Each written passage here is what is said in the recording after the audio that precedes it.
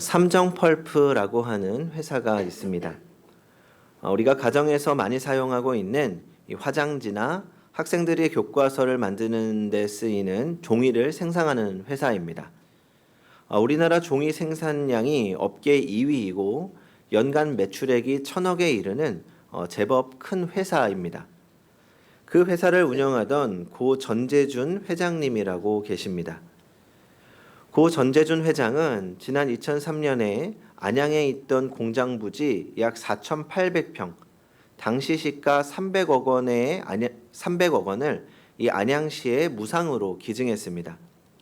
그리고 경기도 포천에 있는 땅 36만 평, 또 당시 시가 50억에 이르는 것을 성균관대학교에 기증을 했습니다. 이 안양시에 기증한 땅은 안양시 도심 한복판에 위치해 있어서 아파트나 다른 건물을 짓는다면 이 몇백억 이상의 수익을 올릴 수 있는 금싸라기 땅이었습니다. 그런데 그 땅을 이 가족회의를 거쳐서 시에 기증한 것입니다. 이 고 전재준 회장은 개성 출신입니다. 가정이 너무 어려워서 중학교를 졸업하고는 잡화점과 문방구 점원으로 일을 해야 했습니다. 그러다 6.25 전쟁이 일어나기 전해인 1949년 서울로 올라와서 종이 장사를 시작했고 1961년 안학역 근처에다가 종이 제조 회사를 설립해서 아주 크게 성공한 겁니다. 전재준 회장이 300억대의 땅을 기증하면서 한 말이 참 인상적이었습니다. 42년 전에 한적했던 이곳에 공장을 세웠고 공장을 운영하면서 먼지나 소음으로 주민들에게 많은 피해를 줬습니다. 주민들이 있었기 때문에 회사가 이만큼 컸다고 생각합니다. 이제 주민들에게 감사하는 마음으로 그 빚을 갚을 때가 된 것이라 생각하고 땅을 기증하기로 했습니다. 그는 세 아들과 딸에게는 집 한 채 정도씩만 물려주었다고 합니다. 그리고 나머지 재산을 모두 사회에 환원한 것이죠. 성도님들은 이 300억에 달하는 땅, 지금으로 따지면 600억, 700억이 넘을 것 같은데 그 가치의 땅을 무상으로 기증했다는 이야기를 들으면서 어떤 생각이 드십니까? 야, 땅값만 300억인데 그 위에 아파트나 다른 건물 지었으면 얼마나 많은 돈을 벌 수 있었을까? 아니, 물려주기만 해도 얼마나 클까? 아깝다. 그런 생각이 드십니까? 아니면 야, 참 멋지다, 훌륭하다, 대단하다 라는 생각이 먼저 드십니까? 고 전재준 회장이 세상을 떠나기 전에 이런 말을 했다고 합니다. 내가 500억의 땅을 소유한 것보다 500억을 나누어 준 것이 더 행복했습니다. 그리고 전 이 이야기서의 더 놀라운 점은 가족들이 모두 동의했다는 사실입니다. 요즘 같았으면 난리가 났을 것 같습니다. 부모님의 정신을 자녀에게 물려주었기 때문에 다툼이 없이 기부가 이루어진 것이죠. 전 그 자녀들 또한 가진 것의 유무와 관계없이 참으로 감사할 줄 알고 행복할 줄 아는 사람들이라고 생각합니다. 그래서 저는 자녀에게 500억을 물려주었던 것보다 더 큰 행복을 물려준 것이 아닐까 생각합니다. 성도님들은 어떻습니까? 무엇이 성도님들의 행복을 좌우하고 있습니까? 우리는 오늘 또다시 추수감사주의를 맞이했습니다. 지난 1년간의 삶을 살아오면서 성도님들은 언제 가장 기쁘고 가장 행복하셨습니까? 만약 가장 기쁘고 행복했던 때가 내게 무엇인가 주어졌을 때였다고 회상한다면 그 마음은 그렇게 오래가지 않을 것입니다. 내 손에 쥐어진 것은 언젠가 없어질 것이기 때문이죠. 그러나 우리가 베풀고 섬기는 삶에서 얻어졌던 기쁨과 행복은 오랫동안 우리 가슴 속에 진한 감동과 추억으로 남아있을 것입니다. 오늘 우리가 읽은 말씀에서 하나님은 우리에게 믿음에 굳게 서서 감사함을 넘치게 하라라고 말씀하고 있습니다. 하나님께서는 우리 그리스도인들이 감사가 넘치는 삶을 살기를 원하십니다. 데살로니가전서 5장 18절입니다. 범사에 감사하라. 이는 그리스도 예수 안에서 너희를 향하신 하나님의 뜻이니라. 감사가 하나님의 뜻이라는 것입니다. 그러면 무엇이 우리의 삶을 감사가 넘치는 삶으로 만들어주는 것입니까? 오늘 본문은 우리에게 이렇게 말씀합니다. 6절입니다. 그러므로 너희가 그리스도 예수를 주로 받았으니 우리의 감사를 예수 그리스도를 믿게 되었다는 그러한 사실에서 시작됩니다. 예수를 믿게 된 것이 우리 인생에서 가장 큰 축복이고 횡재라는 사실을 기억하시기 바랍니다. 예수를 영접하고 예수를 소유한 사람은 세상의 모든 것을 소유한 것보다 더 큰 것을 소유한 사람들입니다. 중세의 성자 토마스 아퀴나스에게 하나님이 꿈에 나타나 말씀하셨습니다. 토마스야, 내가 너에게 무엇을 줄까? 그때 토마스 아퀴나스는 이렇게 대답했다고 합니다. 하나님, 저는 하나님 당신만 계시면 그것으로 충분합니다. 다른 것은 필요 없습니다. 우리에게도 이런 믿음이 필요합니다. 하박국 선지자의 믿음도 그런 믿음이었습니다. 하박국은 원래 불평과 불만이 많았던 사람입니다. 처했던 상황에 대해서 하나님을 향한 원망도 있었습니다. 그런데 기도 중에 하나님으로부터 오직 의인은 믿음으로 말미암아 살리라 라는 음성을 듣게 됩니다. 그리고 가만히 생각해 보았습니다. 그랬더니 정말 그 말씀이 맞는 겁니다. 아무리 나라의 경제가 어렵고 국제적으로 전쟁의 위기 때문에 몸서리 쳐지는 상황이라고 하더라도 믿음의 사람들은 하나님을 붙잡는 믿음, 그 믿음 하나면 족하다는 사실을 발견하게 됩니다. 그래서 이렇게 노래합니다.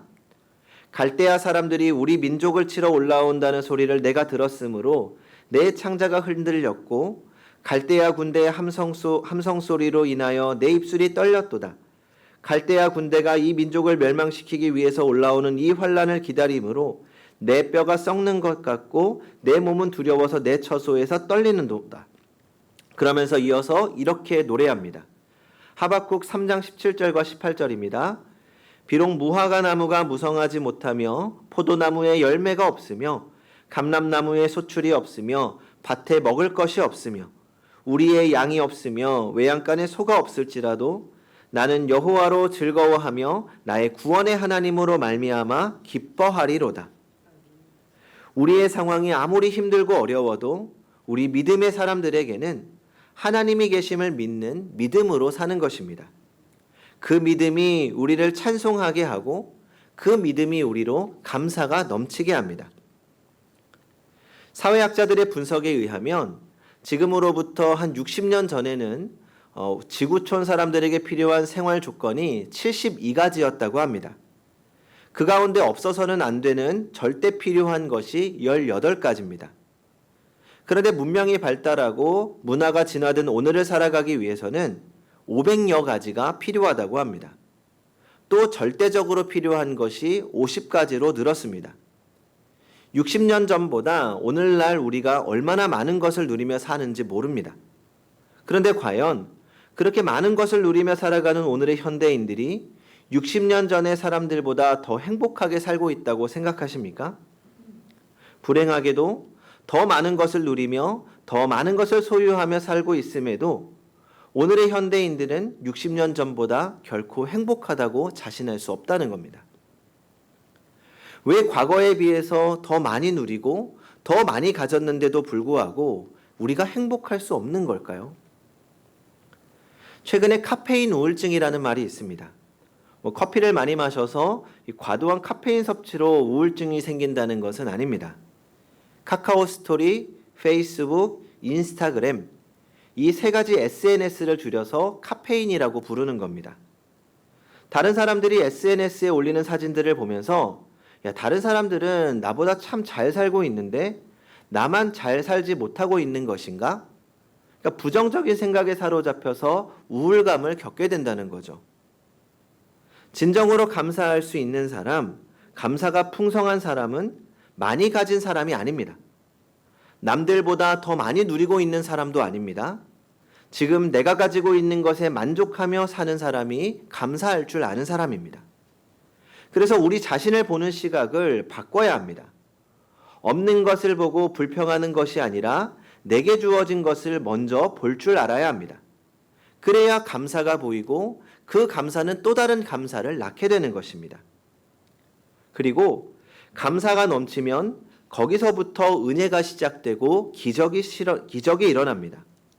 왜냐하면 감사가 넘치는 곳에는 하나님의 은혜가 넘쳐나기 때문입니다. 고린도후서에 이런 말씀이 있습니다. 고린도전서 4장 15절입니다. 모든 것을 너희를 위하여 하는 것은 은혜가 많은 사람의 감사함으로 말미암아 더하여 넘쳐서 하나님께 영광을 돌리게 하려 함이라.